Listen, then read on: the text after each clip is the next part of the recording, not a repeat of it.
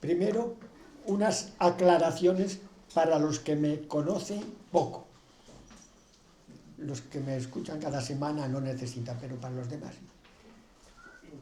Primero, he pasado la mayor parte de mi vida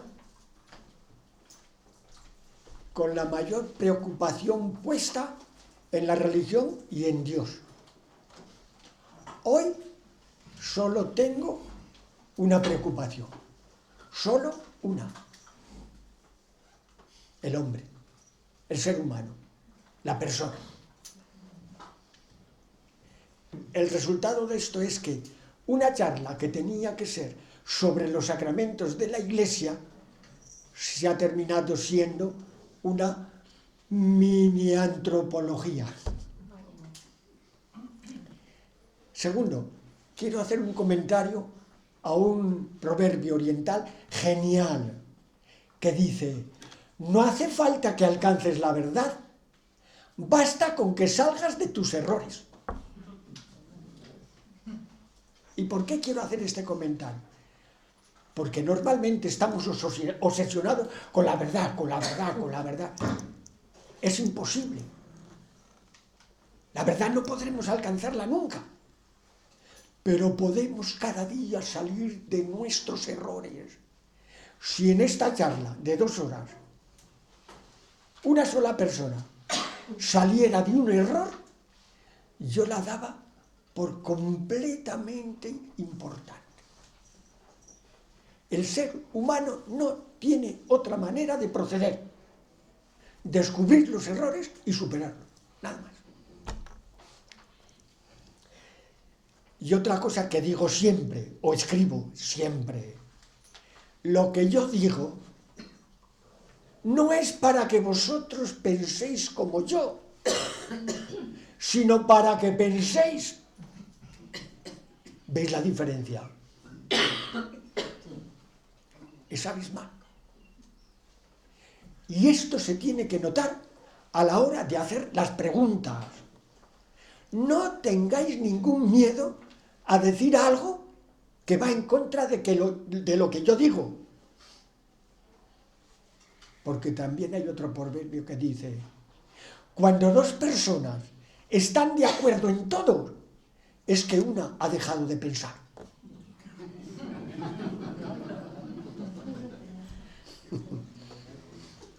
Y al final, lo importante de lo que yo digo o escribo es lo que queda después que hayáis olvidado lo que he dicho. Esto que parece una tontería es importante.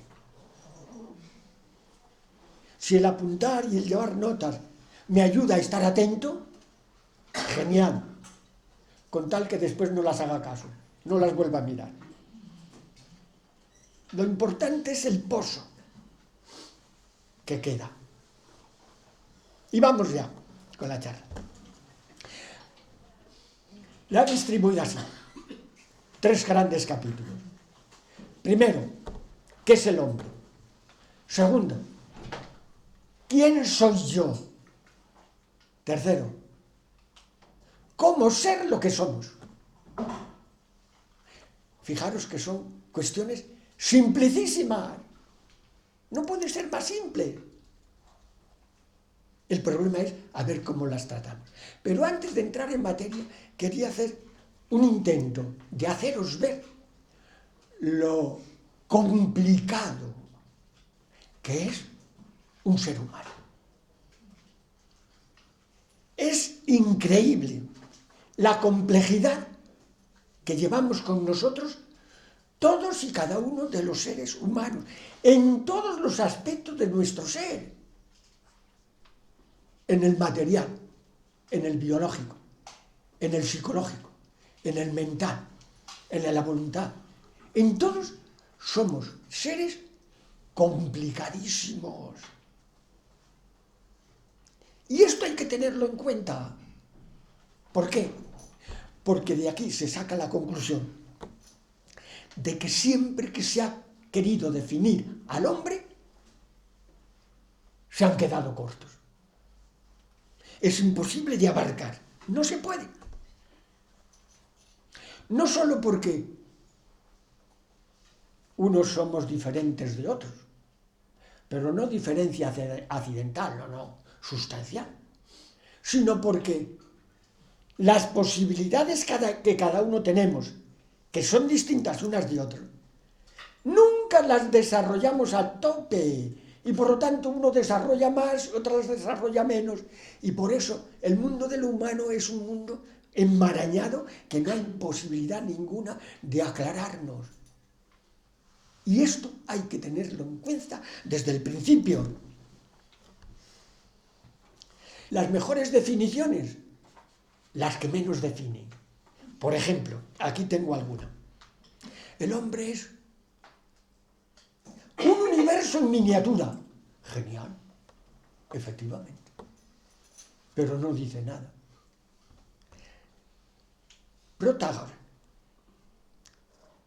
Protágoras. El hombre es la medida de todas las cosas. También genial. Pero no nos dice nada. Sófocles. Un misterio sin resolver. Muy interesante. Todos y cada uno de nosotros somos un misterio sin resolver. Otros dicen, somos polvo de estrella.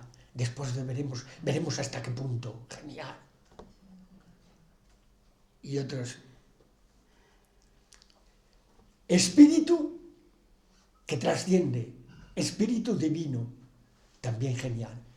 Todos, absolutamente todos tenemos algo que nos trasciende, y lo que nos trasciende siempre es divino. Es tan difícil porque para descubrir lo que somos, lo que es cada uno de nosotros, tenemos que aunar, tenemos que de alguna manera compaginar la materia, la vida, la conciencia. Y son cosas tan diversas que es imposible. Y vamos con la primera pregunta. ¿Qué es el hombre? Con esta pregunta intentamos colocar al ser humano en el universo de las cosas, en el mundo de la realidad material. Colocarlo, hacerle un hueco, ver que tiene un puesto. Eso ya sería el primer paso.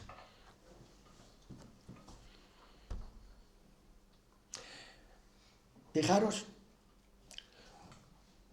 todas las personas inteligentes, tanto filósofos como teólogos, como místicos, como sabios de todas las... han intentado aportar su grano de arena para definir lo que es el hombre. Nadie lo ha conseguido. Pero toda definición es una chispa que ilumina un poquito. Y por eso no hay que despreciar ninguna, ni dar ninguna por válida absoluta. No, estamos en ese vaivén.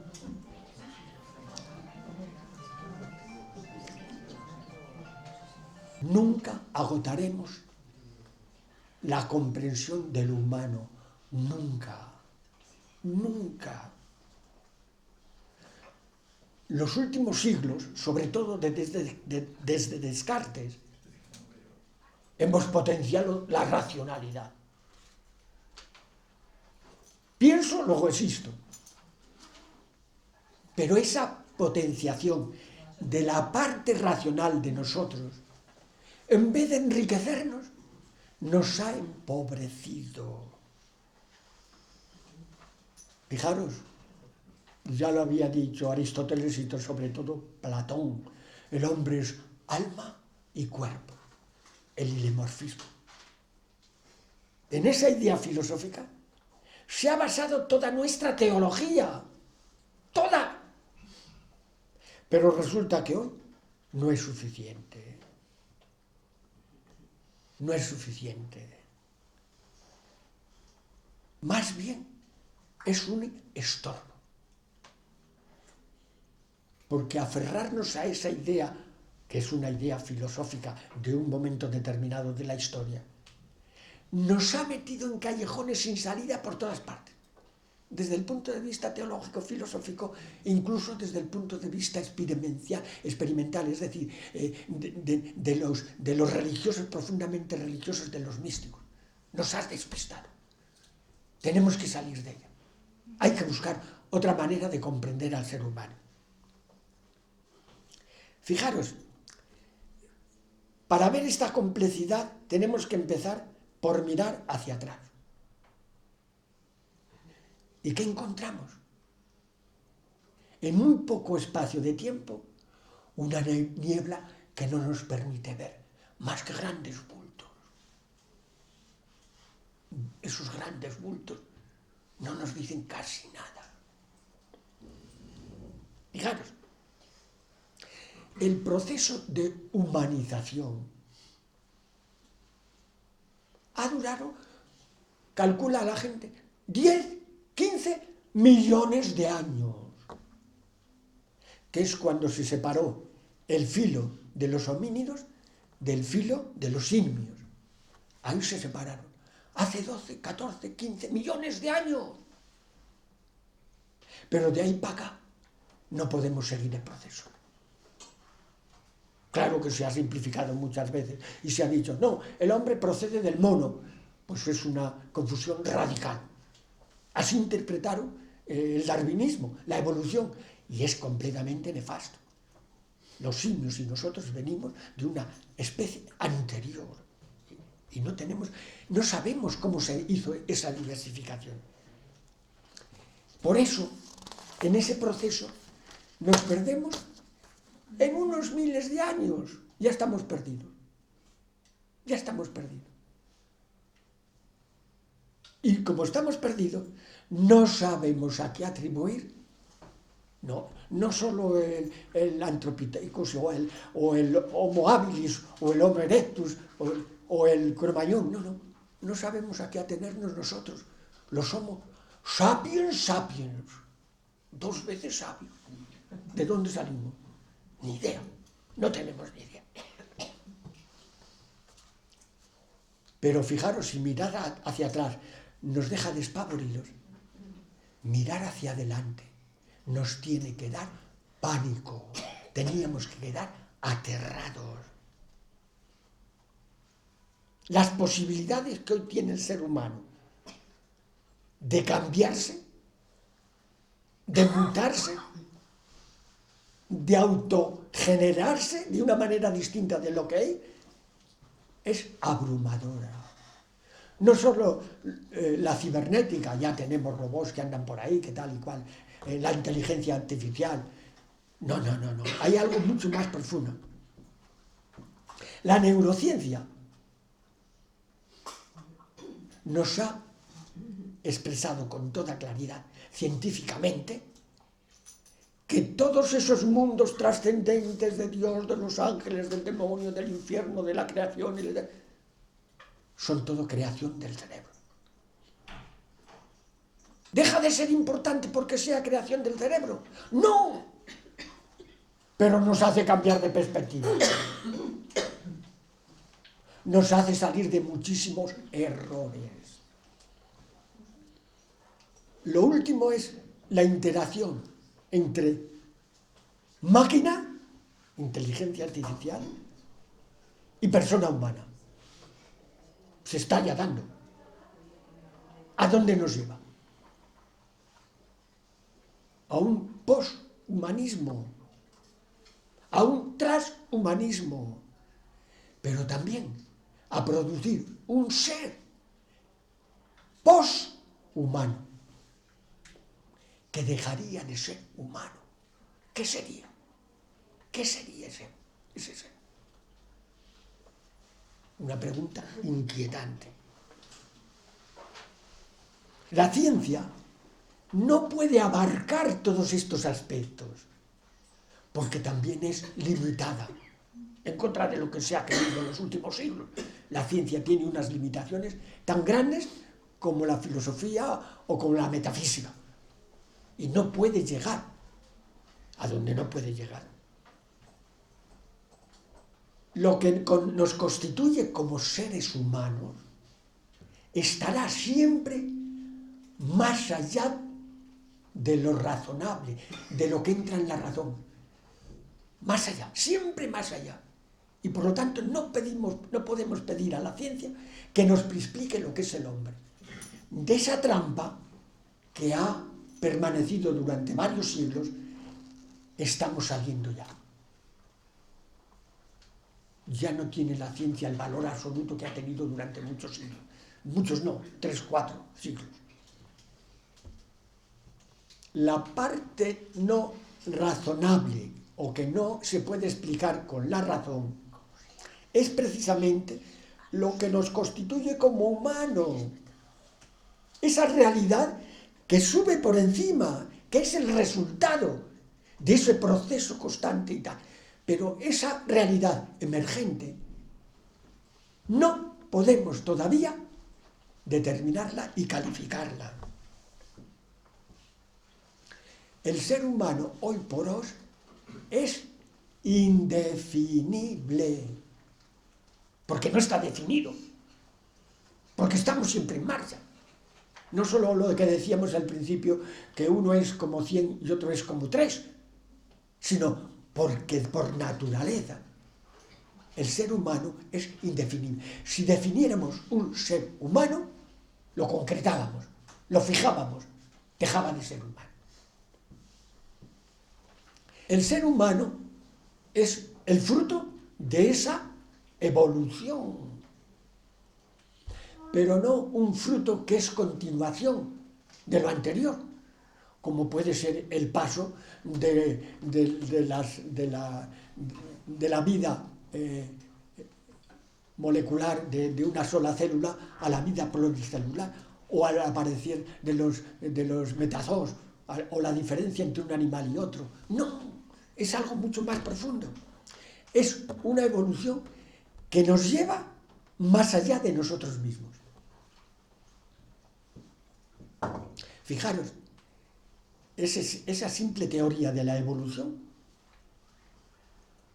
que a la Iglesia le costó mucho aceptarla, que muchos todavía no aceptan, que todavía en universidades de Estados Unidos están hablando del fijismo, de que Dios creó las especies como están ahora, todavía hoy. Bueno, pues esa teoría ha echado por la borda una cantidad de mitos increíbles sobre los orígenes, mitos creacionales.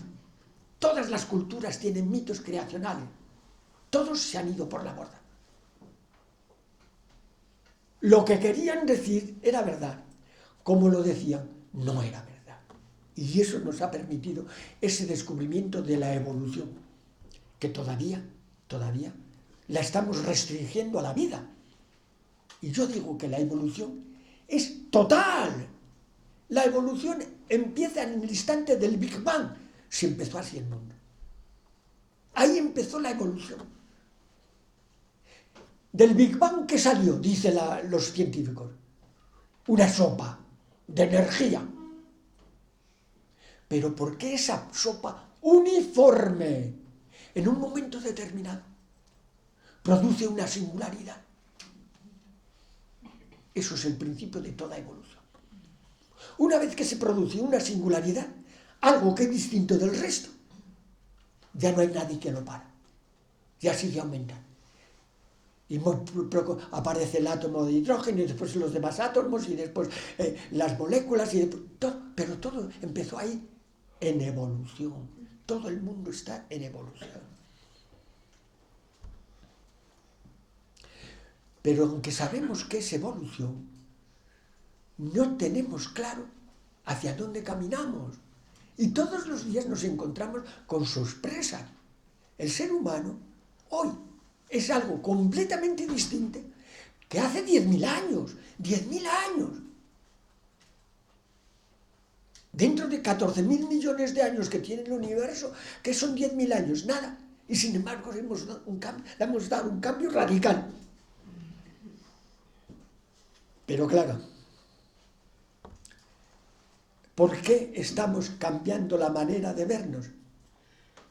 Porque hemos inventado, no solo utilizamos los sentidos, de esto hablaremos después, sino que hemos creado instrumentos que ayudan a los sentidos a ir más allá de ellos mismos. Eso es lo que ha desbaratado todas las teorías antiguas sobre cualquier cosa, sobre el hombre, sobre la ciencia, sobre la física, sobre todo. Y vamos a dar un paso más. ¿Qué es el hombre? Decíamos hace un poco. Primero, el hombre es materia. ¿Y eso qué quiere decir? Pues quiere decir que los átomos que componen las moléculas de todas y cada una de mi cuerpo son exactamente los mismos que podemos encontrar en el universo, exteriores a nosotros, en la materia de cada día. Pero claro, eso no es todo. Eso no es todo. Tenemos que descubrir que esos elementos de la tabla periódica que construyen nuestro cuerpo se han tenido que producir en estrellas anteriores al Sol, de distinto tamaño. Por ejemplo, el hierro de nuestra hemoglobina, que es en los glóbulos rojos la encargada de traspasar el oxígeno de los pulmones a cada célula. El hierro ha tenido que formarse en soles muchísimo más grandes que el Sol, porque necesita una energía y un calor y una presión inconmensurables para que se produzca un átomo de hierro. Los otros átomos se producen en estrellas más pequeñas. El primero es paso del hidrógeno al helio. Eso lo hace cualquier estrella. Y el hierro es el último elemento que se produce en estrellas en una evolución atómica normal. El resto de la tabla periódica, hasta los 92, se produce en explosiones de supernova o en cataclismos astronómicos, el choque de dos soles, porque se necesita una energía y un calor increíblemente superior.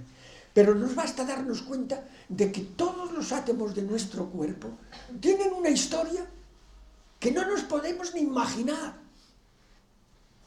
Fíjate, de otras estrellas, de millones y millones, incluso de años luz lejos de nosotros, y están en nosotros funcionando. Que somos materia no hace falta explicar.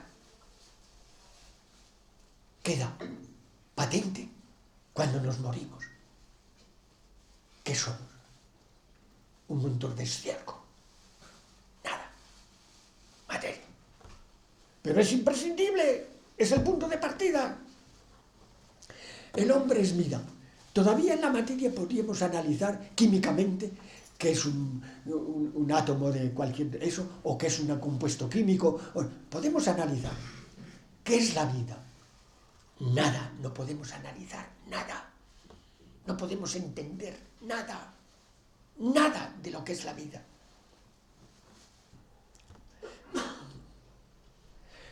A la vida no se puede llegar ni con un microscopio, ni con la razón. Por eso, la vida queda fuera del margen de nuestra ciencia y de nuestra, incluso, capacidad de razonar o de explicar. No se puede explicar. Podemos vivirla, pero nunca explicarla. Y tampoco comprenderla. Después veremos que hay otras cosas que se pueden comprender, aunque no se pueden explicar. La vida ni una cosa ni otra. Vemos sus manifestaciones. Vais a un libro de secundaria y explica. ¿Qué es la vida? No se sabe. ¿Qué es un ser vivo? Eso sí lo explica. Es un conjunto de átomos, de moléculas, de materia, que puede reproducirse, puede relacionarse con el entorno y mantiene una homeopatía singular, distinta de la que lo rodea. Y ahí se terminó todo lo que podemos decir de la vida. Vemos sus manifestaciones nada más. El hombre es animal, claro. La mayoría de la vida, históricamente, y aún en la actualidad, no es animal. Estamos confundidos totalmente. Ni vegetal, es anterior. El mundo bacteriano, el mundo anterior a lo que somos como seres humanos, es inmensamente más prolijo que el mundo de la realidad de los átomos, de las moléculas. Por ejemplo, ¿quién de nosotros es consciente? Pero consciente, no que lo haya aprendido o lo haya oído, de que en cada uno de nuestros cuerpos hay más bacterias que células, sin las cuales no podríamos sobrevivir, porque hacen funciones que solo ellas pueden hacer. ¿Algunos somos conscientes de eso? Para nada. Pero somos animales, quiere decir que es una vida ya muy organizada. Y eso tiene una importancia tremenda, porque lo que surge de esa no podía surgir de una ameba o de un trilobite. Se necesita un cierto desarrollo para que surja específicamente lo humano. Pero fijaros, aún sabiendo que somos animales, el hombre no es una clase más de animal.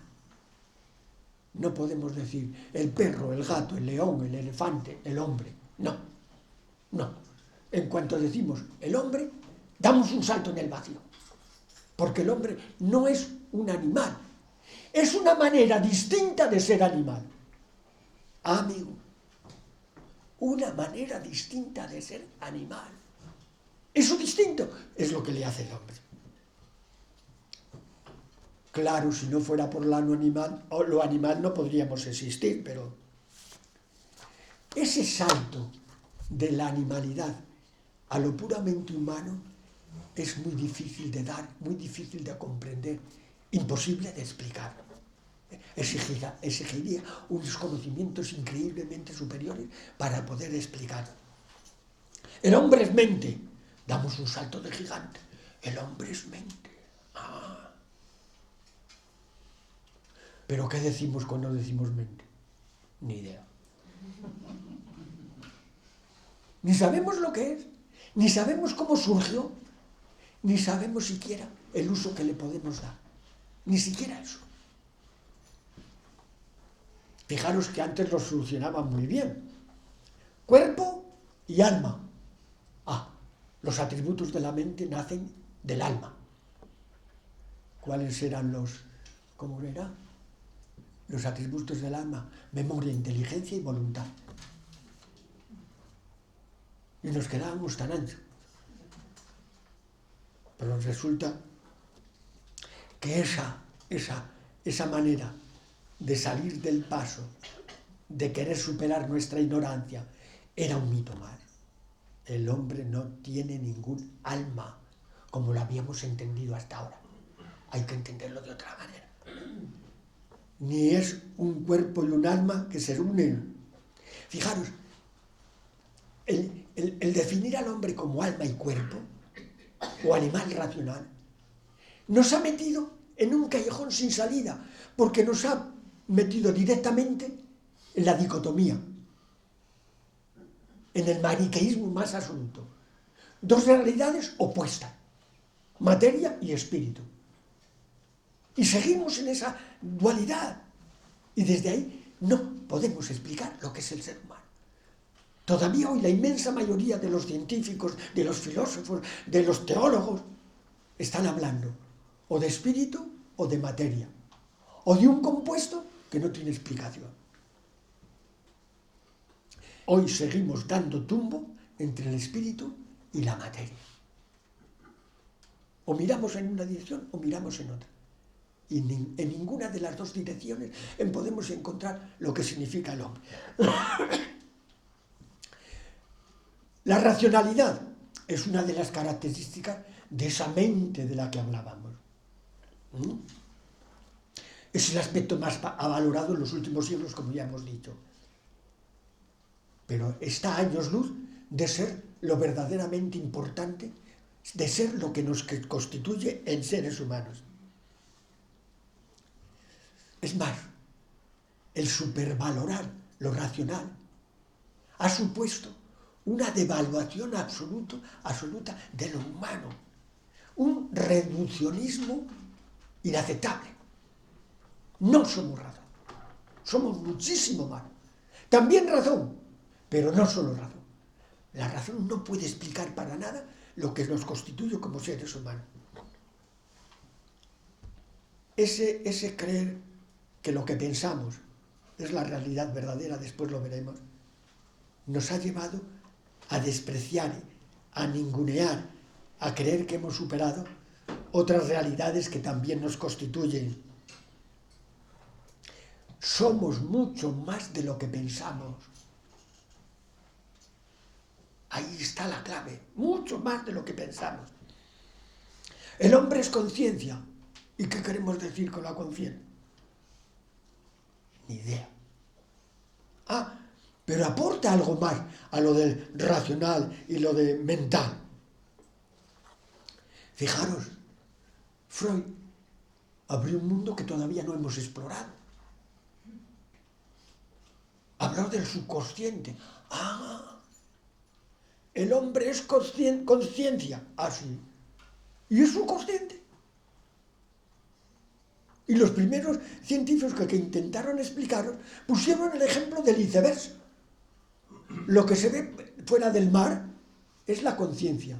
Lo que está debajo del mar es el ser, el subconsciente. Subconsciente, preconsciente, posconsciente, lo que sea. Pero es la relación de 8 a 1. Por lo tanto, pensar que somos racionales y punto es estropear todas las...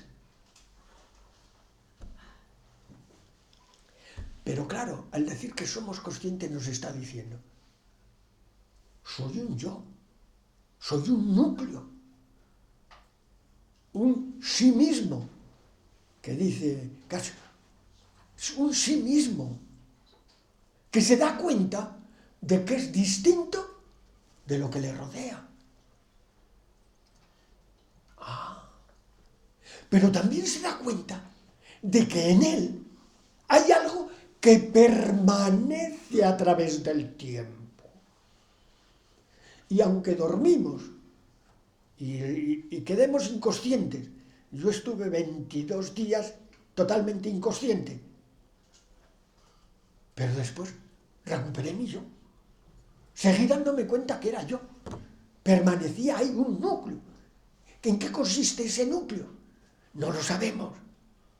Pero es lo que nos permite tomar conciencia, aunque repita lo del título, no hay otro remedio, de que soy algo más que la mesa, que el caballo, que el perro, que los demás. Que en mí mismo hay algo que se desaparece y algo que permanece. Todas las células de nuestro cuerpo, casi todas, en 10 años cambian totalmente. Y sigo siendo yo. ¿Qué es eso? Eso es lo que nos tenía que interesar. Y sabemos que permanecemos en el tiempo. Eso es lo más importante de este párrafo.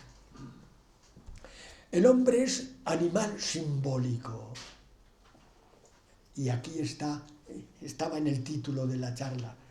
Es uno de los aspectos que nos puede abrir un horizonte mayor para la comprensión de lo que somos.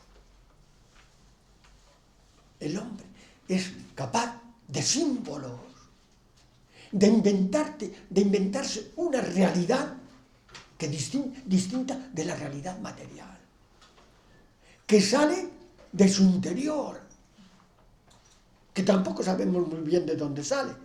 Sale del inconsciente al tropezar con la conciencia, pero esa capacidad de crear un mundo simbólico nos ha permitido liberarnos de la cerrazón de la materia y nos ha permitido tomar conciencia de que ese mundo que creamos lo podemos manipular, podemos trabajar con él.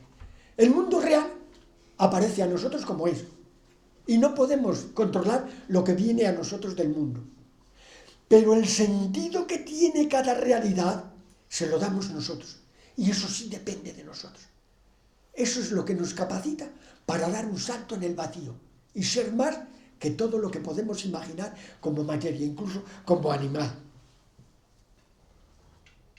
Esa capacidad de hacer símbolos es lo que nos permitió socializarnos. Es decir, comunicarnos con los demás, no solo desde el punto de vista de decir esto, aquello, lo otro, nombrar las cosas. No, nos permitió comunicar experiencias interiores. Y esa capacidad de símbolos nos ha abierto ese horizonte en el que seguimos funcionando como seres humanos. Esa capacidad de símbolos surgió como una necesidad de encontrar un intermediario en nuestra capacidad mental y entre nuestra capacidad mental y la realidad que está ahí. Yo tengo que encontrar algo que me permita controlar o distinguir o explicar o tener conciencia más clara de esa realidad que está ahí. Y lo simbólico, en realidad, lo que nos permite es interpretar la realidad. Para eso surgió. Para que fuésemos capaces de interpretar de una manera más profunda la realidad. El animal ve las cosas, oye las cosas, huele las cosas y trata de acomodarse a lo que oye, a lo que ve, a lo que entiende. El hombre no. El hombre cambia el significado de lo que oye, de lo que ve, de lo que huele y hace un mundo nuevo que le permite precisamente una interacción con las cosas completamente distinta. Ya podríamos decir humana. José María Marina, ese que ha escrito muchos libros que son geniales todos, que es un profesor de instituto, pero es genial, decía: si no transformamos la realidad, nos suicidamos. Fijaros qué frase más profunda. Necesitamos transformar la realidad para encontrar y descubrir lo que somos. Esa realidad significada es la que nos permite salir de la materialidad, estar fijos, estar siempre en evolución, pero en otra clase de evolución. La capacidad de humanidad que tenemos nosotros, todos los que estamos aquí, sería imposible si el ser humano no hubiera dado este salto al mundo simbólico. Si no hubiera podido hacer una imagen de la realidad que pudiera manipular a su antojo, que pudiera traer, llevar, hacer, quitar, poner, comunicar. Fijaros, pero también la capacidad de simbolismo, como la capacidad racional, nos puede meter por un callejón sin salida. Este punto necesitaba una conferencia entera, porque es importantísimo. ¿Y por qué? Porque se ha abusado de los símbolos. Vamos a ver, es verdad que surgieron para explicar la realidad, pero si nos olvidamos de la realidad, nos hemos colgado de la brocha. Y una vez que surgió esta capacidad de signo, todas las instituciones, todos los poderes han utilizado el símbolo para manipular, para llevarnos por donde ellos querían, para hacernos olvidar la realidad y, por lo tanto, para comernos el coco. Y digo todas las instituciones. A nosotros lo que más nos afecta es la institución religión. La religión ha utilizado los símbolos. ¿Para qué? Para manipular a la gente, para hacerle olvidar la realidad, para tenerlos controlados. Y esa capacidad de manipulación sigue hoy vigente y todos caemos bajo esa capacidad de manipulación. Imaginad una manifestación, una bandera de 50 metros cuadrados, y debajo, ocultados por ella, 1000 personas, que dejan de ser personas. El símbolo manipulado, constantemente. Lo que está pasando ahora con el pobre Franco del Valle de los Caídos es abusar de un símbolo. Utilizar un símbolo para manipular a la gente. Y no me estoy metiendo en política, porque la Iglesia está haciendo exactamente lo mismo cuando sigue canonizando monjas y frailes por haber sido asesinados en la guerra civil. Está utilizando otro símbolo para despistar. ¿Quién me dice que en una comunidad de 19 frailes o monjas eran todos santos porque les mataron? Pues había de todo, como siempre. Eso nos lo quieren ocultar. No, si los mataron es porque, no, ya está, manipulando. Este tema es muy importante, teníamos que darle una charla entera, porque si supiéramos de verdad hasta qué punto nos están manipulando, por lo menos nos defenderíamos. Pero esa manipulación es tan sutil que ni siquiera nos enteramos. Esa manipulación nos ha hecho despistarnos totalmente de nuestra relación con la realidad. ¿Qué es lo que nos relaciona con la realidad? Los sentidos. ¿Qué ha pasado con nuestros sentidos? Hemos mantenido como el sentido supremo la vista. ¿Por qué? Porque la vista nos permite mantenernos alejados de la realidad. ¿Pero qué ha pasado con el oído? En la evolución ha sido importantísimo. Para muchísimos animales es el oído lo más importante. Algunos no tienen ni siquiera ojos y se defienden perfectamente en la vida. Lo hemos olvidado totalmente. ¿Qué ha pasado, por ejemplo, con el olfato? Lo mismo. Lo mismo, anulado completamente. Y ha tenido y tiene una importancia increíble en la evolución.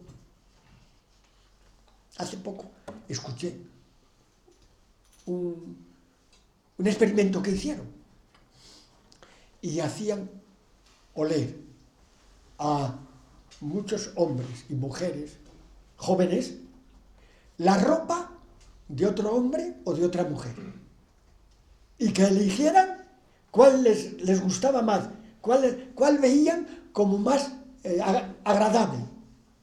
Hicieron un estudio y resultó que los que elegían eran la persona cuyos genes estaban más de acuerdo para completar los suyos y por lo tanto para tener acceso a una prole mejor. Increíble. El olfato, ¿de qué nos sirve? Para nada. Solo cuando es exagerado huele mal y cuando es muy bueno, hombre, qué bien huele. Pero nuestra vida no depende para nada del olfato. Un alejamiento de la realidad. Fijaros, si nos alejamos de la realidad, nos perdemos. Y por eso teníamos que recuperar todo lo que nos vuelva a llevar a la realidad. Claro que tenemos que utilizar los símbolos, pero siempre orientados a la explicación de la realidad. Fijaros la importancia de este tema para los sacramentos de los que hablaremos en la siguiente charla. Fíjate, utilizar los símbolos, sí, pero para que nos expliquen la realidad, para que descubramos la realidad, para que vivamos mejor lo que somos, la realidad de lo que somos, no para que nos despisten y nos lleven por derroteros que no nos importan para nada. Damos un salto porque ya nos queda poco tiempo. El hombre es emoción, emocional. Habéis oído seguramente, habéis leído los libros de Goleman. Goleman es un escritor americano que habló de la importancia que tienen las emociones y nos abrió un ámbito completamente distinto. para comprender nuestra humanidad. No solo nuestra razón, no solo capacidad de símbolos, somos también emociones, sentimientos. Y eso han intentado ocultarlo, han intentado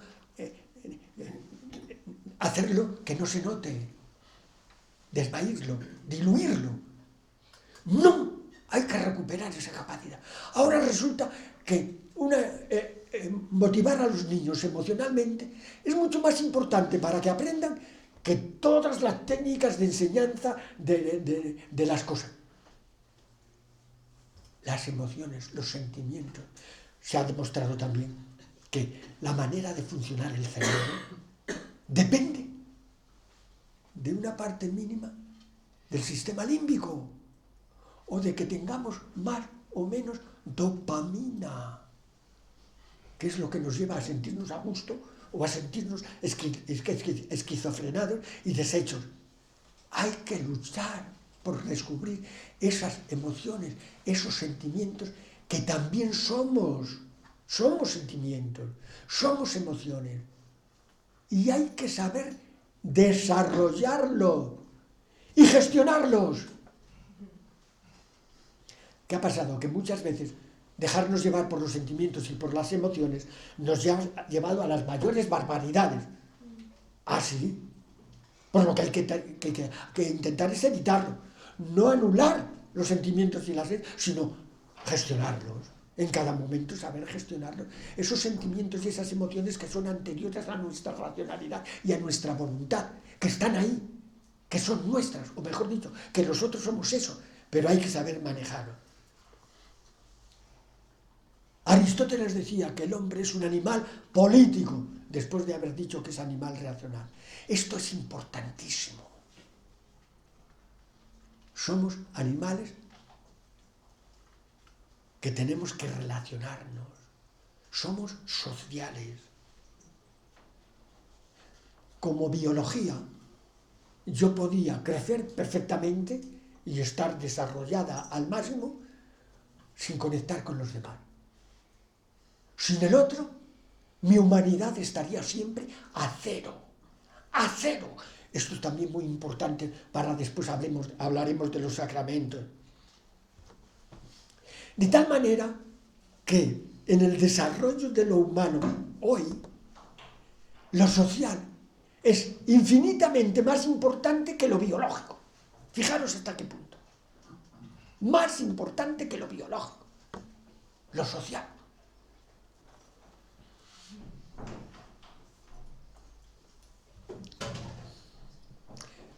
Fijaros, si no tenemos en cuenta esto, nos deshumanizamos. Mi tarea fundamental como ser humano es saber relacionar con los demás, con otra persona, con el grupo, con toda la humanidad. Todos estamos integrados. Sin esa integración yo no sería nada, lo veremos después mucho mejor. Y por lo tanto tengo que ser consciente de que mi vida humana necesita la relación, necesito del otro, necesito comunicarme con el otro, necesito que él me comunique. Lo que somos como humanos, ya lo decíamos, es mucho más aprendido que instintivo. El instinto no nos lleva al humano. Tenemos que aprenderlo. Y lo aprendido solo puede ser en relación con los demás. No aprendido científicamente o expresado racionalmente o con programaciones. No. Aprendido por ósmosis. Lo humano se aprende por ósmosis, pero tengo que ver al otro. Y cuando actúa humanamente, mi humanidad queda impregnada, queda cualificada, queda potenciada. Ahí está la posibilidad de crecer. Y hay otro tema muy importante. Algunos filósofos le han dado, por ejemplo Kant, un valor increíble. Los seres humanos somos animales éticos. ¿Y esto qué significa? Que somos morales. Que esa relación con los demás tiene ventajas increíbles, pero amigo, hay que gestionarla. Esa relación con el otro no se puede hacer sin esfuerzo, sin violentarse. Y aquí resulta que surge nuestras posibilidades verdaderamente humanas. Si yo supero el instinto y me relaciono con el otro de una manera que le ayude a él a crecer como humano y que yo crezca como humano, la relación es potenciar lo humano. Si yo actúo o interactúo con el otro de manera egoísta, le impido ser el humano y yo mismo me impido crecer en humanidad. Por eso la ética es completamente imprescindible. Yo vivo en una sociedad, disfruto de los beneficios de haber vivido en una sociedad, de lo que me ha enseñado, lo que me está dando, de las seguridades, del tal, pero tengo mis obligaciones con esa sociedad. Esta parte la gente joven no lo suele captar. Se cree que solo tienen derechos. Pero cuando les hablas de obligaciones, salen pitando. No. Somos personas, seres éticos. Y tenemos unas obligaciones con los demás. Y tenemos que comportarnos dentro de unos márgenes que me permitan a mí no inhumanizarme y a los demás humanizarse más. Esto también necesitaría más explicación, pero no tenemos tiempo. Llegamos a la otra pregunta. ¿Quién soy yo? Aquí hay que cambiar el chip, porque a esta ya no podemos responder objetivamente. ¿Qué es el hombre? ¿Qué se tiene? ¿Cómo está compuesto? ¿De qué está compuesto? No. Ahora cambiamos totalmente de chip. Y se trata de que yo mismo responda no al qué, sino quién. ¿Quién soy yo? Y ahí solo puedo responder yo. Esta pregunta nos impide objetivarnos. No, somos sujetos. Y ahora, como sujeto, ¿qué puedo descubrir dentro de mí? ¿Qué puedo descubrir de lo que soy? Ahí tendremos un corte que ya no nos permite evadirnos. A esta pregunta no puede ayudarnos la ciencia para nada. A esta pregunta solo nos puede ayudar la introspección.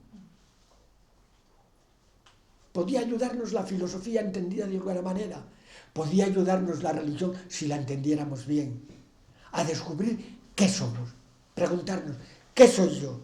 Pero claro, el problema está en que no debemos hacernos esa pregunta. Porque lo que soy yo es indefinible.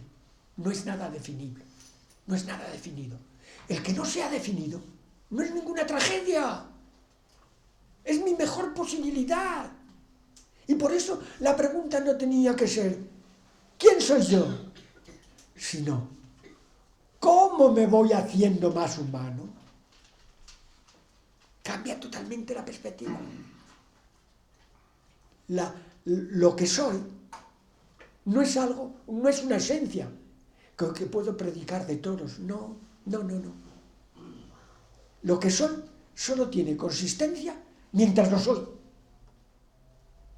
Y por eso, soy humano solo cuando lo soy. Y si dejo de ser humano, dejo de ser humano. O sea, si no me porto como humano, dejo de ser humano. En ese instante, dejo de ser humano. Esto es importantísimo. Darnos cuenta de que nos estamos haciendo. En lo más importante de nosotros, en lo que nos debía de importar, no estamos hechos, estamos haciendo. Y por eso, el estar aquí es prueba de esa buena voluntad de que queremos hacernos, pero tenemos que hacernos desde dentro. Lo que nos viene desde fuera nunca nos puede constituir en lo esencial, en lo que verdaderamente soy. Por eso, lo humano, para todos nosotros, es siempre un horizonte al que tengo que mirar, pero que nunca alcanzaré. Pero fijaros, si estoy en un valle, el horizonte lo veo muy cerca, ahí, en la montaña, ahí está el horizonte. Pero si me subo a la montaña, el horizonte se aleja infinitamente. Esto que parece una tontería es vital, porque mientras más ignorantes somos, mientras menos tiempo hemos dedicado a crecer en humanidad, más cerca creemos que estamos de conseguirlo. Cuando hemos trabajado durante toda una vida, la mayoría de los que estamos aquí, en descubrir esa humanidad, en potenciar esa humanidad, vemos el horizonte lejísimo. Genial. Eso quiere decir que estás en tu camino, estás en tu sitio. Estás avanzando, pero avanza también la posibilidad de ser cada día más humano. Entonces aquí se trata de comprender precisamente qué es lo humano. Sería tomar conciencia de lo que somos más allá de nosotros mismos. Ya sé que es un trabalengua, pero no es tanto. Yo tengo que ir más allá de mí mismo. Nunca me puedo conformar con lo que creo ser. Decíamos el primer. ¿Qué soy yo? Un trabalenguas, no. Generalmente creemos que somos lo que no somos. Y eso es lo que nos impide caminar hacia lo que verdaderamente somos. Y eso es lo que tendríamos que hacer.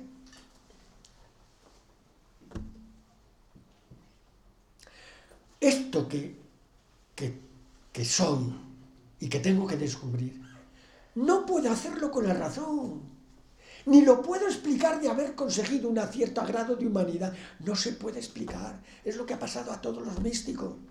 Se ponen a hablar a tontas y a locas, diciendo tonterías aparentes. ¿Por qué? Porque no pueden expresar lo que han vivido. Lo verdaderamente humano es inexpresable. Y por eso tendríamos que tratar de comprender, pero no explicar lo que son. Se trata de lo más profundo de nosotros, el sí mismo, el ser de los ingleses. Lo que me constituye en esencia, en sujeto de relaciones, pero también de identidad. Eso que soy es intransferible. No se lo puedo comunicar a nadie, ni puedo ayudar al otro a serlo. Tiene que ser él. Él es como las plantas. Yo planto una planta y como crece poco, tiro de ella. Pues la he arrancado. Es lo que hacen, lo estamos haciendo todos los días. Psicólogos, psiquiátricas, psicoterapeutas quieren hacer eso. Hay una planta enferma, voy a tirar de ella. Y la arrancan, la hacen polvo. Repito, comprender no es explicar.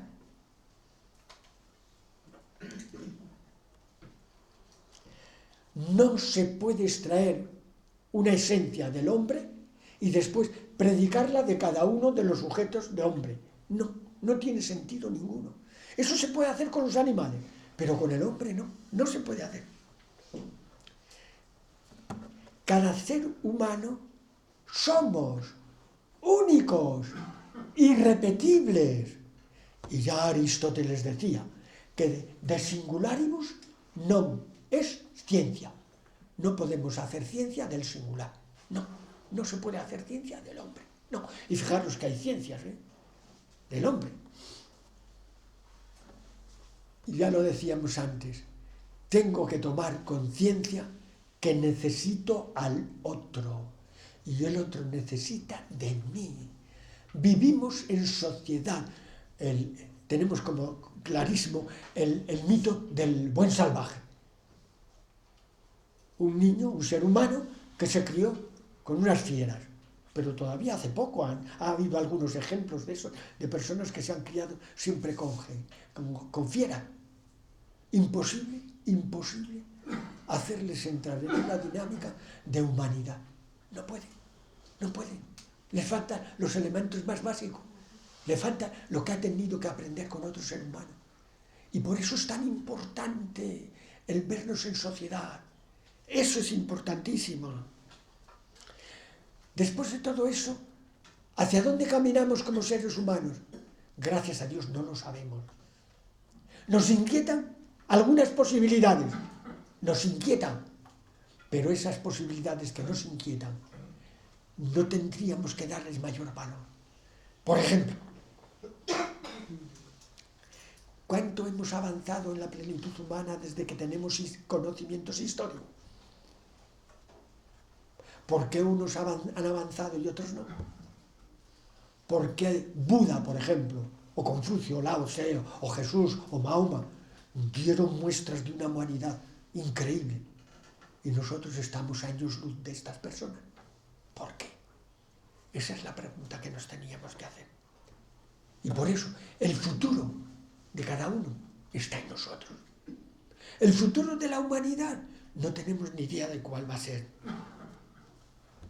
Es verdad que la capacidad, por ejemplo, de manipular el ADN nos tenía que aterrar.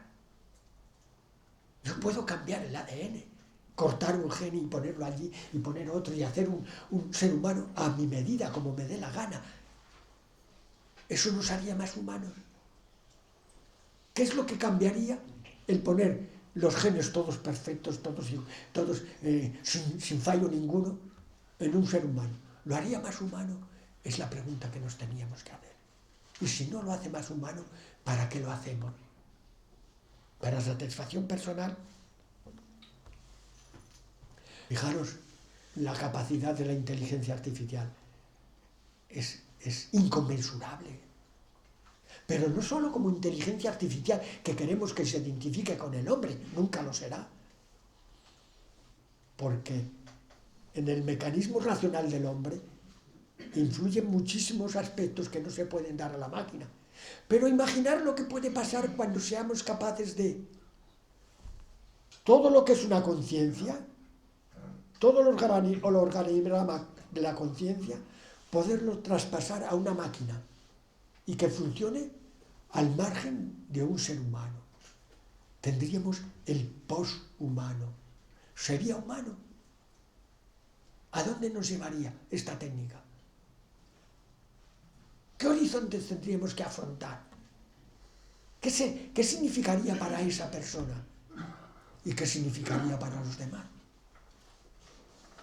Fijaros que un ser así, un poshumano, fuera capaz de un conocimiento increíblemente mayor que el nuestro, que le permitiera manipularlos a todos. A ver, esa posibilidad de más humana, de poshumanidad, ¿a quién llegaría? A unos pocos, a una élite, que tendría en sus manos la capacidad de tenernos a todos como esclavos, de hacernos completamente inhumanos, como robots. Y entonces resulta que la inmensa mayoría de la humanidad serían robots. Y el único ser inteligente sería esa mezcla de hombre y de inteligencias artificiales. Increíble. Bueno, pues aquí lo dejamos. Ahora vamos a las preguntas, que son lo más importante.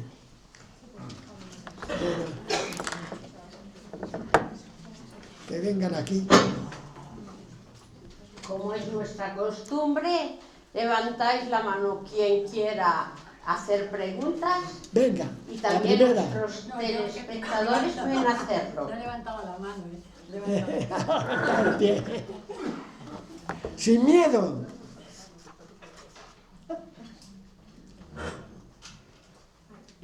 Vente.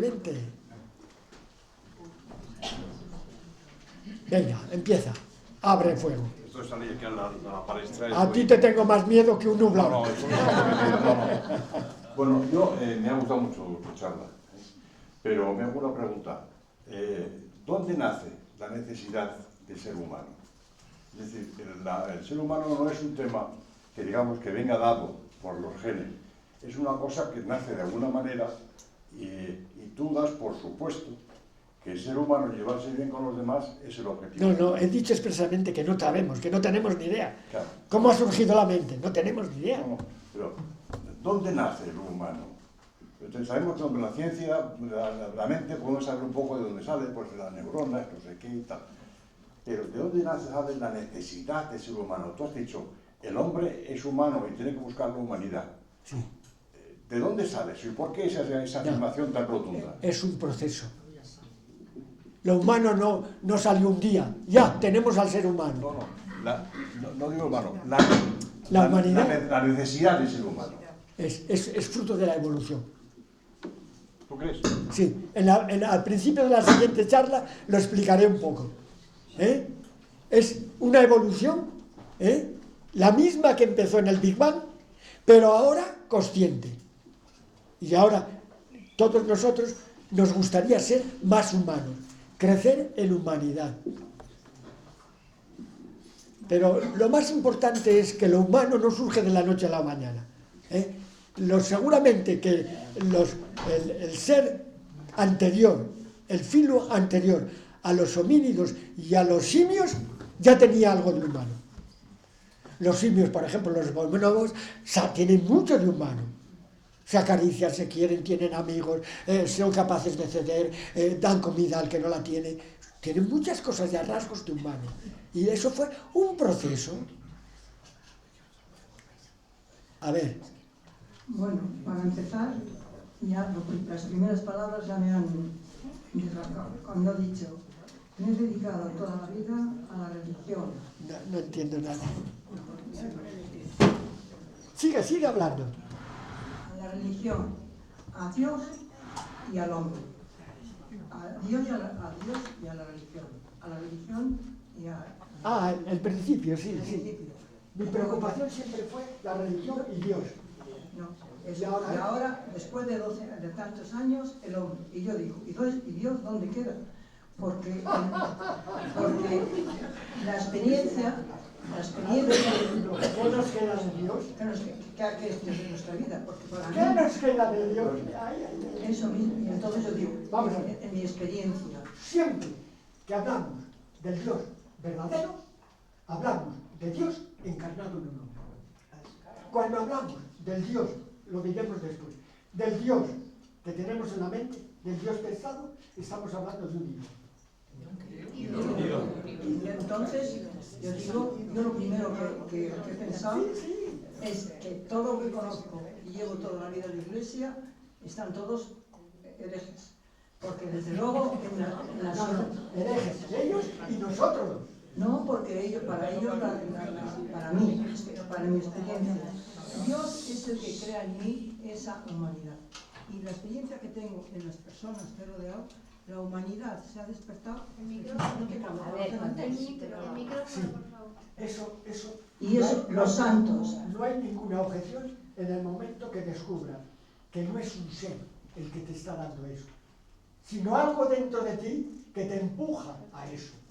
Lo divino que hay en ti te empuja a eso. Si estás pensando en un ser que te dio eso y que pudo no dártelo, la has cagado. Pero de todas maneras hay seres que te despiertan. Ay, que no... ¿Se me oye? Sí. Pero ese despertar a la humanidad, al ser con los demás, yo lo he conocido en personas que antes eran personas, no se habrán preguntado quiénes son, ni se lo preguntan. Pero se ha despertado, yo lo he conocido cuando han conocido a Dios, he visto la transformación, pero Dios está en medio. Porque han descubierto dentro de ellos algo que antes no habían descubierto. Y eso les ha hecho cambiar de actitud ante los demás y ante el mundo y ante Dios. Sí, se ha hecho, pero si no le ponen a Dios en el centro de la vida... La clave de la pregunta es esta. Olvídate del Dios que tienes tú en la cabeza pensado. Y descubre a un Dios que lo invade todo. En la siguiente explicaremos, y ahora te lo digo a ti para que lo vayas pensando. Tú imagínate, el Dios cosa ha desaparecido. Y lo hemos puesto ahí, Dios vida. Vida. La vida no sabemos lo que es, pero todo ser vivo sabemos que está viviendo. Dios es exactamente igual, ya no con los seres vivos, sino con toda la realidad. Dios está como fundamento, como base, como soporte de toda la humanidad, de toda la realidad. Y no puede haber una realidad donde no esté Dios. Y no puede haber un Dios que no esté en la realidad, en una realidad. Pero eso no se contrapone. Yo digo que Dios es el que impulsa a la humanidad a ser mejor. Pero ves, estás pensando en un Dios cosa, en un ser que está en alguna parte. Eso lo explicaremos después. Más cosas, vente.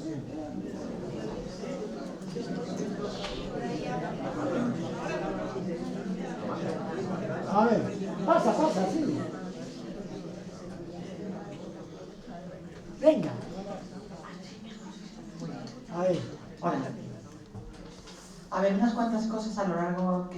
hablando me preguntaba cosas, pero bueno, me preguntaba cuando decías que permanecíamos en el tiempo, ¿por qué sabemos que vamos a permanecer en el tiempo? Pero luego, cuando has dicho, hoy por hoy el ADN se puede replicar, es verdad, y hacer personas que sean físicamente perfectas, o sea que eso no es humano, no es lo más humano. Hoy por hoy también se puede replicar la inteligencia artificial y hacer personas que sean muy inteligentes, o sea que eso tampoco es específicamente... Máquinas que sean muy inteligentes, desarrollando la razón, Eso es. no los sentimientos, no las pasiones, no los apetitos, no las otras capacidades que será muy difícil que desarrollen. Tampoco eso es lo específico entonces de lo humano. Yo digo... La inteligencia no es lo específico del humano. Yo digo, lo específico del humano es la experiencia, el encuentro con el otro... Lo específicamente humano es un plus. El tú... Que surge de todo eso, surge algo. Es una realidad, lo humano es una realidad emergente, que no es la suma de todo lo que eres, ni es algo distinto de lo que eres de verdad. Entonces, no se puede explicar. Pero quiero preguntarte, eso que parece que es lo más humano, que es donde está Dios, que es la manifestación de Dios, ¿es lo que permanece en el tiempo? ¿Para después de morir? Sí. Vamos a ver, es una pregunta equivocada, porque no hay tiempo después de que mueras. Bien, pero dentro de nuestras... No. Es que tenemos una visión del tiempo continua. Y después de yo morir, seguirá el tiempo. Pues tú no, que te vi. O sea que sí, que sí. No, tú ahora estás en el tiempo y en la eternidad. Y dejarás de estar en el tiempo. No dejarás de estar en la eternidad. Tú imagínate, en la idea que tenemos de Dios, que nos está viendo, que estamos en su Dios. Tú para Dios hoy eres exactamente lo mismo que hace 1000 millones de años y que dentro de 1000 millones de años. Dios no puede cambiar. Para Dios tú eres exactamente igual. Y ahora en vez de Dios, dice, para un verdadero ser, para tu verdadero ser, has sido siempre lo que eres. Y no vas a dejar de serlo. Pero otra cosa es pensar que tú vas a continuar como ser, como fulano de tal, ¿cómo te llamas? Carmen. Vas a continuar como Carmen después de que mueras. Y te van a decir en el funeral, qué bien se ha juntado con su abuelito, se ha juntado con su padre, con su madre. ¿Ves la diferencia? Déjala. A ver, uno más. Ay, perdona. Yo también. Venga.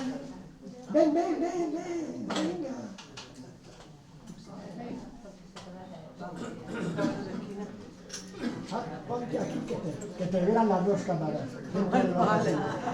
Bueno, yo el problema que tengo es el problema de la realidad y la experiencia, con el símbolo. Sí. Porque yo estoy segura ahora mismo, o sea, dices, la realidad, pero es que la realidad para mí ya tampoco existe. Me explico. Yo estoy segura que ahora mismo preguntamos a cualquier persona de aquí, ¿qué ha pasado aquí? ¿Cómo lo ha vivido? ¿Qué hemos vivido aquí? Y cada uno y cada persona cuenta una historia distinta. Entonces, la realidad yo ya veo que no existe. Y depende muchísimo de un aspecto que yo creo que debería de hablarse, que es la experiencia. Porque a la hora de percibir la realidad y de percibir los símbolos, nuestra experiencia, no sé si es fundamental, ¿no? Nos está determinando y nos está... Claro. Entonces... Lo que ha cogido la cámara es lo mismo para todos. Ahora, lo que ha cogido cada uno es algo muy distinto a la cámara. Cada uno lo coge según su actitud, su persona, su momento, su tal. Y es normal, o sea, eso es lo que nos hace humanos. Lo que ha cogido la cámara no la ha hecho más humana, ni coge lo humano, coge lo externo, coge los fotones, nada más. Pero los que estamos aquí, cogemos cada uno según nuestra actitud interna, nos empapamos y cambiamos la realidad. por esa capacidad que tenemos de simbolismo. Los simbolismos no solo para momentos extraordinarios, constantemente estamos haciendo símbolos de la vida, y sin ellos no podemos entendernos, ni podemos entrar en la vida. A ver. Vente, porque así te graba la cámara. Bueno, venga. Vamos a ver la Ya disertación. te he visto muy atento, ¿eh? No has perdido ni detalle. Bueno, vamos a ver, la disertación que has hecho antropológica es magnífica. Y al principio has dicho que expresa lo que piensas para que pensemos. Y conmigo lo has logrado. Y así que, bueno, pues a mí se me antoja esta pregunta. Relacionar lo antropológico con lo escatológico. Cuando estás hablando de la actitud de lo que es el hombre, de las mil definiciones que se nos pueden ocurrir, está referenciado a la vida, a lo que palpamos, a lo que vivimos, valga la redundancia. Pero los creyentes tenemos otra dimensión, o creemos en otra dimensión, que es la resurrección, un poco lo que con Carmen has estado hablando. ¿Cómo encaja todo esto que dices en lo que podamos entender por resurrección, como creyente? Todo el mundo es creyente. Bueno, pero No dentro hay de... una sola persona que no crea en algo. Sí, pero dentro, voy a matizar más entonces, en esa fe, en la resurrección, en la vida de más allá, con Dios, como lo explique la religión o como pueda entenderlo cada uno. Pero ¿cómo encaja esta visión del hombre en referencia a la vida limitada que tenemos con esa vida eterna? Efectivamente, el tema del tiempo es importante. Muy bien. Vamos a ver. Encaja perfectamente. Vamos a ver. La religión es una construcción humana que tenía que servirnos para descubrir lo que somos y para vivirlo cada vez mejor, en más profundidad. La religión no es un objetivo, es un medio, es un instrumento que bien utilizado, a la siguiente lo veremos cuando empecemos a hablar de los sacramentos, la riqueza de las religiones, de todas, es increíble, porque es la acumulación de experiencias y experiencias y experiencias. Ahora, las religiones no suelen utilizar bien esa experiencia para ayudar a los demás a ser ellos. Y la religión tiene que ayudarnos a ser nosotros mismos, si no, no me sirve de nada. Ya le hemos dicho, si me manipula, si me hace pensar en lo que no soy, si me tiene lleno de miedo, si me promete lo que no puede darme, si me dice que todo lo que hago me hace, no vale para nada, me hunde en la miseria. Esa religión no me ayuda. Pero lo entendería si la resurrección es un invento de la religión. Pero si es una creencia mía, personal, en la que no influye la religión, vamos a suponer que no sea español y que sea de otro sitio de hace 15 siglos. Pero esa cosa tan innata, más allá, ¿cómo lo explico? En la creencia en la resurrección es una exigencia de nuestro ser mismo. Pero una cosa es esa exigencia de permanencia, como le decía ahora mismo a la otra. Y otra, ¿cómo lo hemos entendido? Claro, yo me muero, me decía una hija que se le murió el padre hace 3 días. Me venía, no, ya está ahí por ahí revoloteando y mirándonos desde arriba. Claro, es que te hundes la miseria. Pero bien entendido, por supuesto que sí. La religión tiene que ayudarnos en todo. Y tiene que abrir los horizontes, no cerrarnos. Lo que pasa es que la religión no la entendemos bien. Entre otras cosas, porque no interesa que la entendamos bien. Y la clave de que no quiere que lo entendamos es que la religión tenía que hacer personas libres.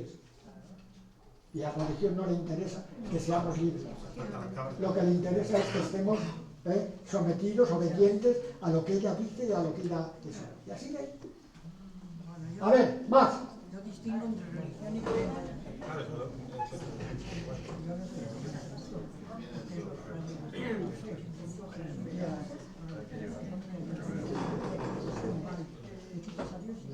Bueno, primero perdonar, yo esto no lo hago yo nunca. No tengáis miedo ninguno. Y cuesta un poco, Tenéis miedo a preguntar, no tenéis que tener miedo ninguno, venga. Bueno, acaba de decir que la religión es un medio, ¿verdad? Para que nos conozcamos y sepamos lo que somos. Debería de valer para eso. A mí la religión me ha valido para eso. Claro. La religión me ha valido para, Y a mí también. Para ver lo que soy.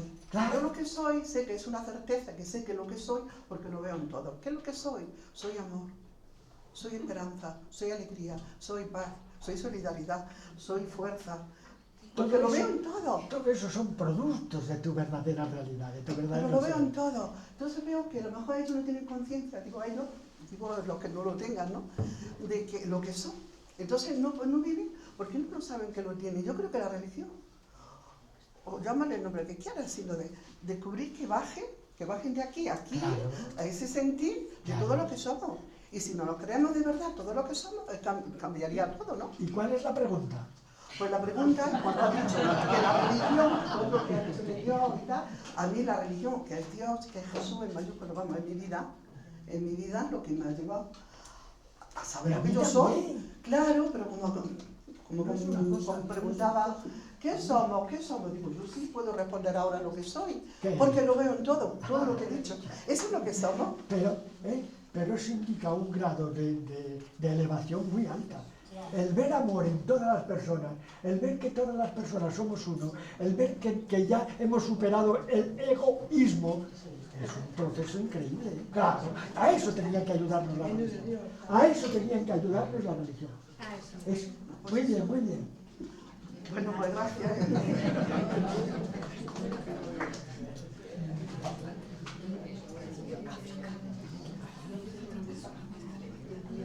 Venga, sin miedo, venga. El Evangelio de esta mañana, de hoy, formula la misma pregunta que tú nos has hecho. ¿Sí? ¿Quién dicen los hombres que soy? Yo digo, ¿quién dices que es Dios, Jesús para mí? Muy bien, muy bien. Es verdad, el Evangelio de hoy decía, ¿quién dice la gente que soy yo? ¿Y vosotros? ¿Quién decís que soy yo? O sea, dabas por supuesto que la gente decía una cosa y que los discípulos dirían otra. Solo Pedro se atrevió a hablar, ¿eh? Para los demás era como los demás. A Jesús no le entendieron nada, ni Pedro, ni Pablo, ni Pablo. Se ponen en boca de Pedro porque era después el primero y el tal. Pero Pedro no pudo decir eso, tú eres el Hijo de Dios, no pudo decir en absoluto. Vamos, ni después de Pascua le tardaron, les costó Dios y ayuda descubrir un poco de lo que fuera Jesús. Pero por ejemplo, ¿por qué no descubrieron lo que era Jesús? Por los prejuicios. Quisieron interpretar a Jesús desde el Antiguo Testamento. Y se repite en los Evangelios. Esto sucedió para que se cumplieran las escrutinas. Ni de coña. Lo que fue Jesús no está previsto en todas las Escrituras. Jesús rompió totalmente todos los moldes. Y por lo tanto, ellos se empeñaban en entender a Jesús por lo que decían las Escrituras. Y así no solucionó. Pero no tenían, es verdad que no tenían otro medio, otro mecanismo para comprender a Jesús. Y con las Escrituras no se puede comprender a Jesús, porque Jesús está a años luz de la Jesús. Y para que lo comprendáis dos cosas. ¿Cuáles eran los fundamentos de la religión judía? La Torá y el templo.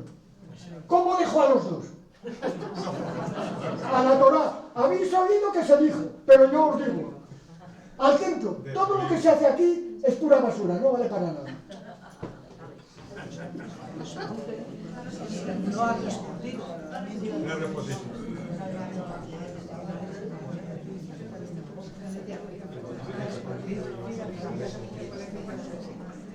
Venga. Bueno, yo la pregunta que hago es respecto al instinto. El instinto es una cosa aprendido o que ha seguido la evolución, como las células, las moléculas, los átomos, por el medio ambiente en donde vivimos, ¿no? Sí. Entonces ha atravesado todas las edades de los siglos hasta que los animales tengan una supervivencia, hasta los simios que empiezan a socializarse. Sí, sí. Entonces, nosotros llegamos a lo que perdemos los instintos. Como ha dicho que nos falta el aprendizaje del oído, nos falta el aprendizaje de los ojos, pero tenemos instinto, algo de instinto, que es un modo de socialización, pero que lo hemos... No, el instinto no es socialización, el instinto está grabado en el ADN, son tendencias, el hombre no tiene instintos, el hombre tiene tendencias. Entonces, el hombre no tiene instinto. No, con propiedad, hablando con propiedad. El animal se guía solo por los instintos. El hombre tiene instintos y puede utilizarlos bien o mal. Luego el hombre no actúa por instinto, actúa manipulando el instinto. Y el instinto en el hombre se puede sublimar y hacerlo increíble como medio de comunicación, como medio de perfeccionamiento. Y puede destrozarlo y utilizarlo para destrozarse él y destrozar a los demás. Por ejemplo, vamos a ver una cosa muy simple. El instinto de comer ha surgido para mantener la biología.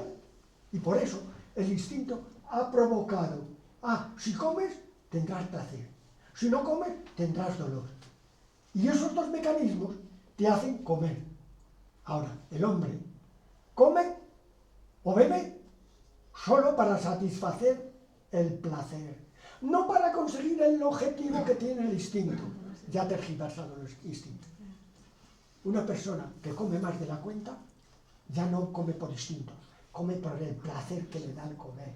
Entonces el objetivo del instinto se deteriora. El hombre tiene capacidad de deteriorar los instintos. Por ejemplo, el hombre que bebe, el beber es bueno y el beber vino también es fenomenal. Pero si bebe hasta el punto de hacerse daño, es que lo único que busca es el placer que le da o la carencia que tiene ya en las células de aquello que les ha dado constantemente. Ya, pero eso no llega a un aprendizaje de cierta ética, de cierta socialización, de comportamiento, de cosas de estas, es lo que quiero decir. Vamos, los instintos son pautas de comportamiento, siempre. Entonces, nosotros... Los instintos me llevan a comer y que no me olvide de comer, o a correr cuando viene el enemigo, o a correr a buscar a la presa. Los instintos son siempre pautas de comportamiento, siempre para mantener la biología en vida, para mantener la vida biológica. Entonces lo podemos extender a socialización. A partir de ahí hacemos un salto hacia la socialización. Todo lo contrario. A ver. Vamos a ver, el instinto es siempre una búsqueda personal del mantener la biología, de estabilidad, siempre, personal, siempre. Y cuando en los animales vemos que se socializan, por ejemplo las abejas, por ejemplo los lobos, por ejemplo, lo hacen para defender su propia individualidad. No tienen conciencia de sociedad, ni se dan a los demás, no. Lo hacen siempre por instinto, es decir, para garantizar su vida. Saben que las abejas una sola no funciona. El refrán que dice, para su mal le pusieron alas a las hormigas. La hormiga tiene que vivir en el hormiguero. Si sale disparada, se malogra. Y ya obran por instinto. La socialización del hombre es otra cosa completamente distinta. Es descubrir que yo, además de individuo, soy algo contigo. Y tú eres algo conmigo. Que no hay diferencia entre tú y yo. Ahora lo veremos en la segunda charla. Perfecto. A ver. Yo es que Más. Que lo que quería era hacer una especie de, si puede aclarar, que hablas de religiosidad, de que a veces la religión pues que está para llevarnos a Dios o para hacernos conscientes, y más bien algunas veces somos manipulados, ¿no? Sí. Y a mí lo que se me ocurre es que en nuestras iglesias, o por lo menos en mi experiencia, se vive mucho la religiosidad, pero poco la espiritualidad. Y entonces yo creo que la espiritualidad es la que nos lleva, dentro de la religiosidad, a una dimensión que es la conciencia y de no entender lo que somos, pero saber que no somos lo que parecemos. Depende del valor que des a las palabras. La religiosidad y la experiencia religiosa para mí es lo mismo. Lo que es distinto es la religión. No, digo la espiritualidad. La espiritualidad es una religiosidad auténtica. Eso es, pues eso, pero hablamos de religión y a veces lo metemos todo en el mismo saco. Vamos a ver.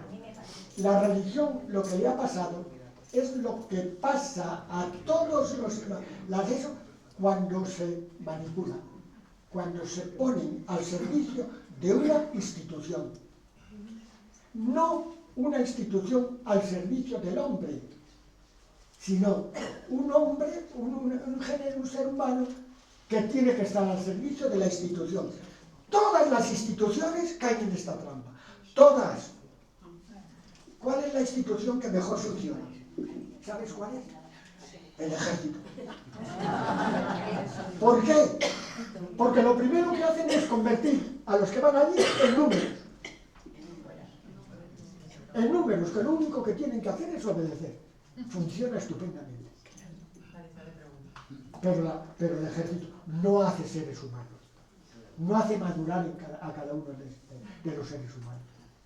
Tiene como objetivo la institución. Fenomenal. Cualquier institución se puede manejar.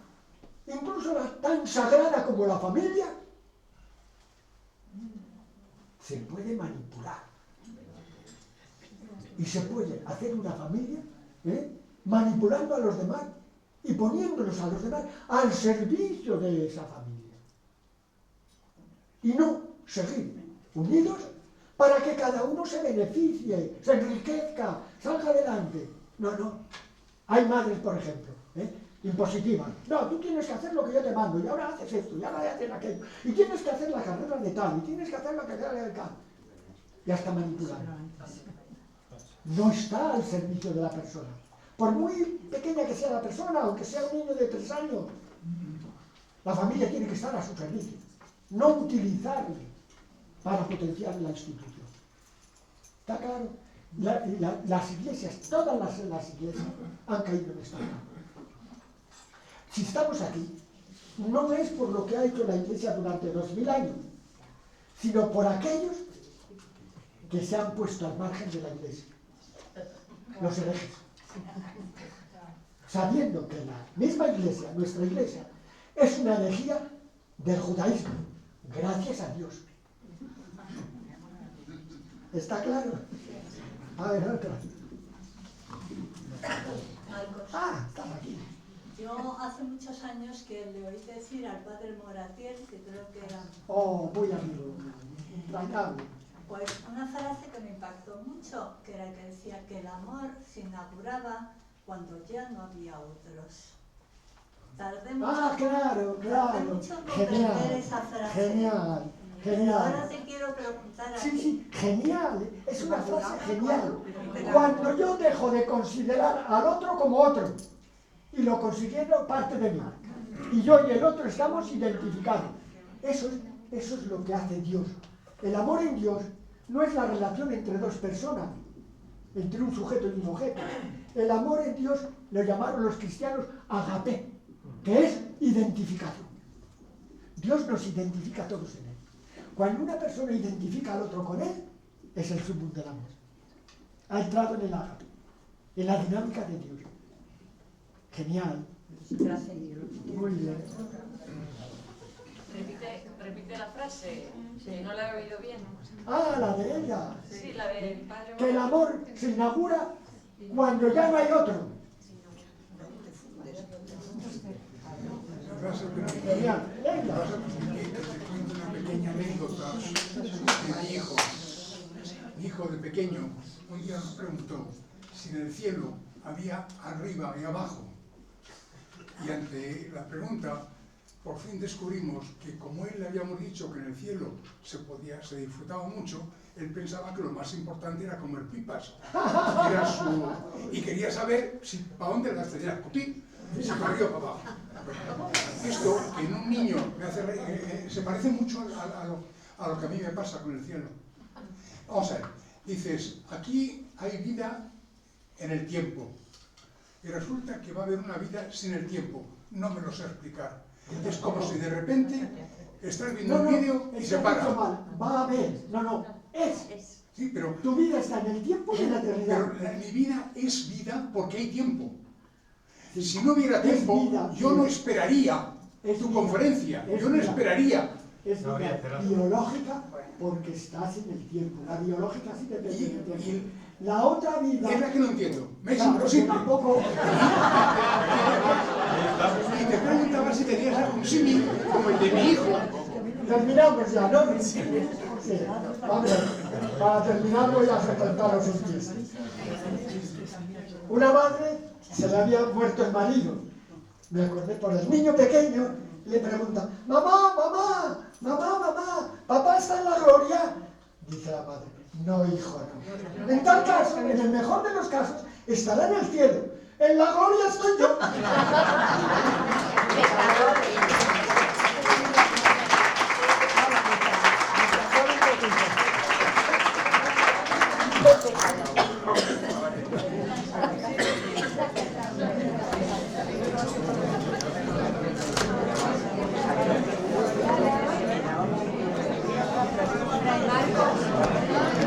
Emilio, que no le has contestado.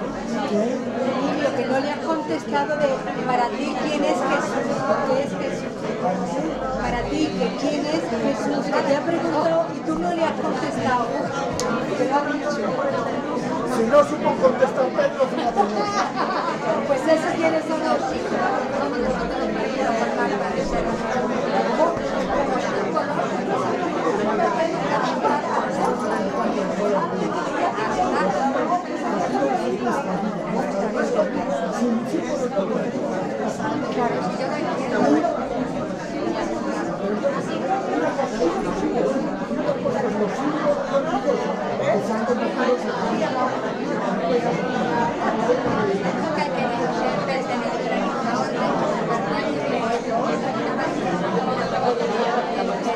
Ya no era he podido ser veneciana, he podido ser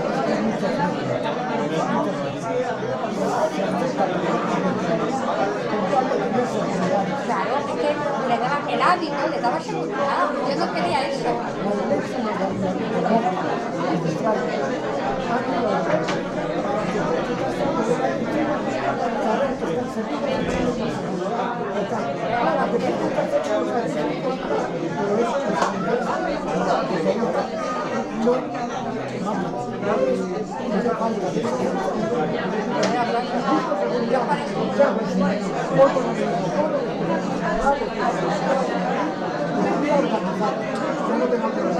Yo por eso siempre quiero estar abierta.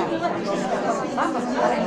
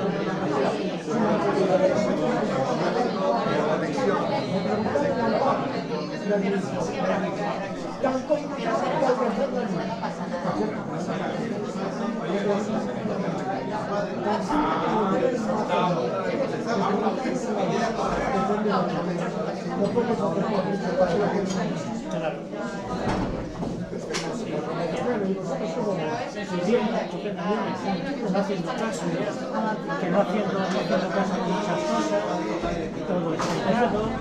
No, ahora lo que queremos avanzar y lo que nos propone es que yo considero mis sentimientos. ¿Por qué? Es que entramos ya en el tema de siempre, ¿no? Depende de lo que pienses, cómo lo piensas y cómo te lo piensas. Pero la realidad depende del siglo que lo lees, del valor que lo lees, de lo que la importancia de toda la verdad. Alguna es esa.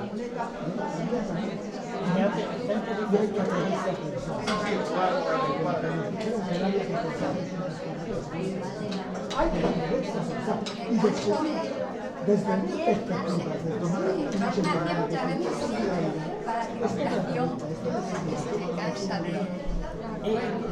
al leer te das cuenta de que eso no funciona. Están hechos desde otra perspectiva. Están hechos desde una perspectiva completamente mística. ¿Qué te dice aquí ahora el relato de Adán y Eva? Pecado original. ¿Qué te dice aquí ahora el relato de la creación? Dios, ya no que lo creó en 7 días, sino Dios creador, ¿qué te dice? Pero además, no me importa cómo creó, lo creó y ya está. Puedo explicar a los niños del catecismo. ¿Quién tiene la culpa de esto? La iglesia, que nos marcha todos los años. Tú eres iglesia. Yo soy iglesia, naturalmente que soy iglesia. Entonces, si dices que la culpa la tiene la iglesia. También me considero iglesia, claro, claro. Es que no, es que soy humano. Fíjate, porque a mí ya no me vale todo lo escrito, pero hay que profundizar en eso que tú nos dices, qué es lo que dice. Esa profundidad es la que yo busco. Estoy leyendo a Platón, estoy buscando a Balmes y estoy buscando a los libros de Lea Plotillo. Pues lea San Agustín, lea San Pablo, lea San Juan, que te da mucha más iluminación. Mira, los santos no son a San Juan no le entendemos. Los evangelios son para niños. Hombre, todo es malo, claro. Tiene mucha historia. A mí te digo una cosa, a mí San Juan de la Cruz, si nos metemos en San Juan de la Cruz, yo la primera vez que leí, no me entero de nada, tengo que volver a leerlo. No es cuestión de leerlo mucho. Explicando a Juan en el tiempo. 3 años. Es que no se trata de leerlo, releerlo, se trata de qué es lo que quiere decir con la noche oscura. Pero yo lo he leído, no tengo ni idea. Lo he leído en rosa y está allí. No tengo idea. Mira, tenemos para muchas horas y para muchas. Cuando leí el primer libro, dije, ¿cómo este hombre te deja mentirse? Lo primero que me dijo, que no leas como un ya, porque en el entorno en que yo estaba, de curas, estoy de curas, he visto de toda la clase de curas. Y de frailes y de monjas. Y de frailes y de monjas, de todos. Y yo se lo refiero a mis hijos, a mí el ejemplo. A mí el obispo, no tengo que criticar, pero yo sé que antes de comulgar tengo que perdonar. Y sé lo que me exige la fe. Y mis hijos siempre dicen, mamá, no sabemos por qué nosotros les digo que ella se acercaba a la... Sabemos, por ejemplo, con mi marido se estaba muriendo, estaba diciendo lo que yo he creído, muero porque Dios lo permite. Porque ¿dónde está la libertad? Entonces, es ley de vida y punto. ¿Cómo me dices que Dios lo permite? Entonces, que la culpa la tiene Dios. Entonces no está contado, pero no está contado. ¿Es culpa de Dios de que se te caiga un pelo de la cabeza? No, pero es una manera de hablar. Pero Dios es dueño del cuerpo. Es bueno y deja que se muera tu marido. No sé si yo no lo consideraría. No es bueno, pero sabe que no está haciendo cambiando las leyes biológicas, la generación cada minuto. Pero entonces, si tú aceptas que Dios no cambia las leyes, no me puedes decir que permite que muera una persona. No, es que si lo permite todo o no lo permite. No tiene nada que permitir. No. A mí, cuando me llamaron al orden, me decían, es que dices que Dios no es todopoderoso. Dios es nada poderoso. No puede hacer absolutamente nada, porque lo tiene todo hecho. Entonces la libertad del hombre, ¿de qué depende? Depende de cada uno. Tiene que ver lo que estamos hablando con la libertad del hombre. Porque eres dueño no de la muerte de la vida, pero eres dueño de tu vida, de decidir esto o lo otro. Tú puedes decidir. ¿Quién decide por ti? Nada. Tu conocimiento. En la medida que tú veas que esto es bueno para ti, lo haces. En la medida que ves que es malo para ti, no lo haces. La voluntad es una potencia ciega. No tiene capacidad ninguna de elección. La que tiene capacidad de decirte lo que vas a hacer y lo que no, es la inteligencia, que te presenta una realidad como buena para ti y la acepta. Mala para ti, la rechaza. La voluntad no puede aceptar una cosa que veas como mala. Yo 7 hijos y rechazas, pues tengo que rechazar todo, porque lo que aquí lleva mal. No vamos por ahí. Que no vamos por ahí, es otro tema. No, claro, Esto es lo clásico, ¿no? Esto lo que ocurre es que lo clásico entonces nos interpreta la profundidad de Jesucristo, hay otra interpretación, la Iglesia la ha puesto de una forma muy acomodaticia y ahí estamos buscando. Si quieres saber la verdad, no te canses de buscar, es tuyo. Sí, yo no creo que la verdad va a funcionar siempre, es otro refrán oriental. Es decir, si te decides a buscar la verdad, no tendrás un momento de descanso en toda tu vida, que es exactamente lo que hacemos. Pero qué verdad, es que una verdad es que si ves un de arriba como las pirámides de Cristo, ves, lo ves. Ninguna de las verdades que creemos tener es la verdad. Por eso te digo, la verdad será Dios. La verdad. Lo que decía. Bueno, ¿y tú vas a aguantar tantos años calladito? Porque vamos, digo calladito, de cura, porque 20 años, 22 años estado con Dios y con No sé cómo, no me acuerdo ahora. evolucionando. La evolución. Tu verdad no, la verdad. Y ven conmigo a buscarla. La tuya queda